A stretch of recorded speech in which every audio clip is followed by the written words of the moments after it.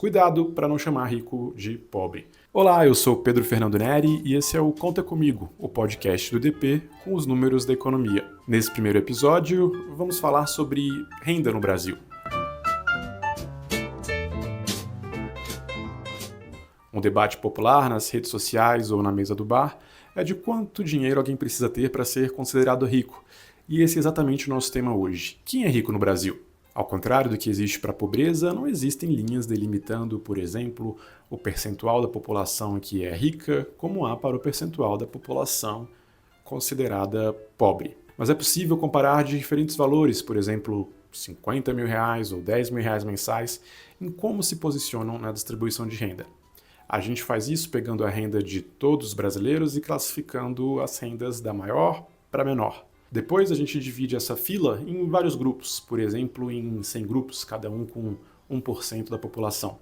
Podemos ver então qual é a renda para entrar no 1% dos brasileiros que são os mais ricos, ou ver em que percentual da distribuição de renda outros valores se encaixam. Com alguma imprecisão, podemos estimar para 2024 que receber o valor máximo das aposentadorias e pensões do INSS é suficiente para pertencer aos 10% mais ricos dos brasileiros, ou seja, acima de onde está 90% da população.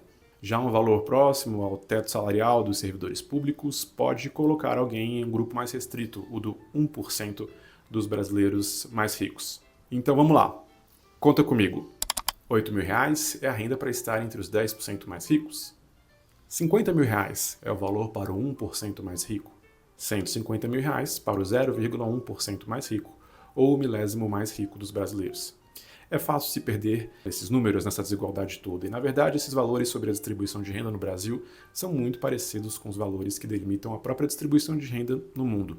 O professor Branko Milanovic, da City University de Nova York, chega a dizer que o Brasil é um microcosmo do mundo, porque cobre praticamente a totalidade do espectro global, indo do porcento mais pobre ao mais rico. Ele avalia que o Brasil tem algumas das pessoas mais pobres e algumas das pessoas mais ricas do mundo de forma razoavelmente representativa da sua composição no planeta. Nosso país seria, assim, um bom país para um marciano descer na Terra se tivesse que conhecer apenas um país para entender como vivem os terráqueos. O Brasil seria a amostra perfeita. Mas cuidado para não chamar rico de pobre.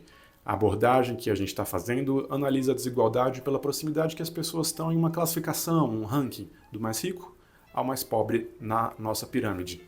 Isso é diferente das abordagens que comparam não a distância entre as pessoas, mas a distância entre os valores.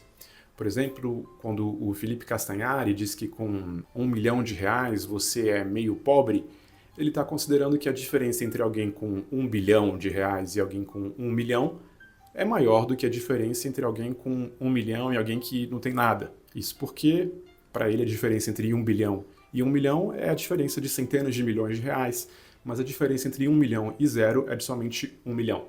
Só que a gente sabe que quem é milionário está bem mais perto do bilionário no topo da pirâmide em relação ao seu padrão de vida de uma forma geral. Vamos dar uma olhada nessas distâncias. Conta comigo. A quantidade de brasileiros que existe entre quem ganha 200 mil e quem ganha 2 milhões é de menos de 200 mil pessoas.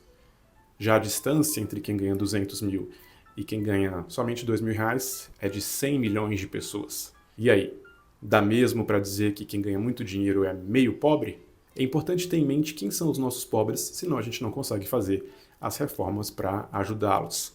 Falando em reforma, uma diferença importante entre quem ganha mais e quem ganha menos é o imposto de renda, um tema que está na ordem do dia e que merece o seu próprio episódio. Por enquanto, o spoiler é esse. Quem ganha mais, paga menos. Conta comigo. Quem ganha 20 mil paga uma alíquota média de 10% no imposto de renda. Quem ganha 200 mil paga somente 5% de imposto. Não à toa, o governo cogita mandar ao Congresso uma nova reforma tributária para mudar essa situação. Esse foi o primeiro episódio do nosso podcast, que sai 2 vezes na semana.